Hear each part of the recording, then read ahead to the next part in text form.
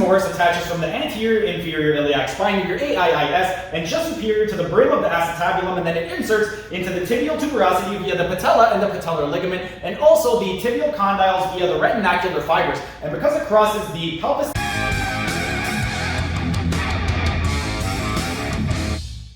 Hey everyone, thanks for tuning in. Steven here with Team Euphoric, and this week's YouTube shorts are dedicated to the rectus femoris muscle. The rectus femoris is one of your quadricep muscles, and it's the only quadricep muscle that crosses the pelvis. And at the pelvis, its main action is going to be anteversion of the pelvis, which makes it a really important muscle, especially in managing something like low back pain. If you recall from earlier videos, one of the reasons why a lot of people develop low back pain is due to dysfunction in the lumbopelvifemoral complex, or basically where the lumbar spine meets the pelvis meets the femur. And one of the most common postural faults is going to be excessive anteversion of the pelvis. So when the rectus femoris gets really tight, what's going to happen is it's going to pull the pelvis into more anteversion. So what you would want to do to mitigate that would be to do some myofascial stretching exercises for the rectus femoris muscle. For the rectus femoris, there are only 3 bones that we need to be covering, and that is going to be the pelvis, the patella, and the tibia. At the pelvis, this right over here is your ilium, and at the most anterior aspect, we have the anterior superior iliac spine, your ASIS. And then just inferior to that, we have the anterior inferior iliac spine, your AIIS. And just inferior to that, we have the acetabulum, and that's it in terms of the pelvis. Then we have the patella. The patella is your kneecap. Just inferior to that, we have the tibia. The tibia is your big shin bone on the medial aspect, so the inside. Then, just inferior to the patella on the tibial on the anterior surface, we have the tibial tuberosity right over here. And then just lateral, we have the lateral condyle of the tibia, and medial, we have the medial condyle of the tibia. But those are the only important bony landmarks when discussing the rectus femoris muscle.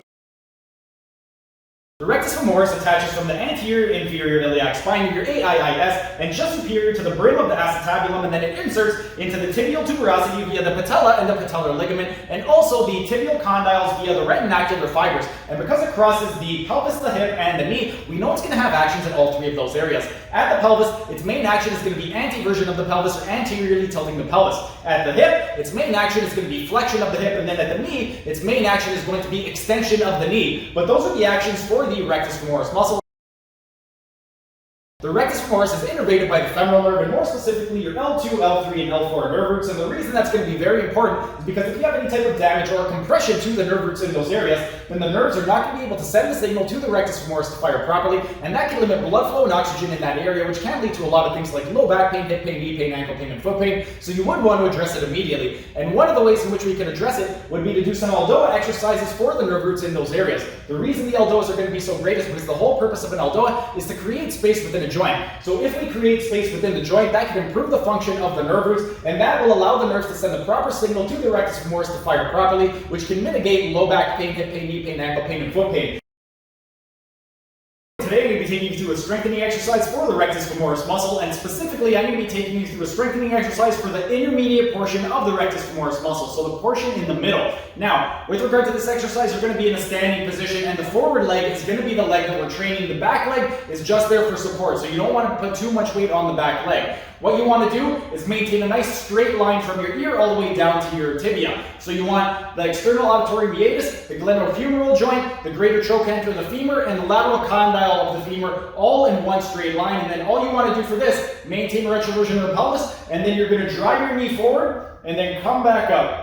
And this is the strengthening exercise for the rectus femoris muscle, and more specifically for the intermediate portion of the rectus femoris muscle.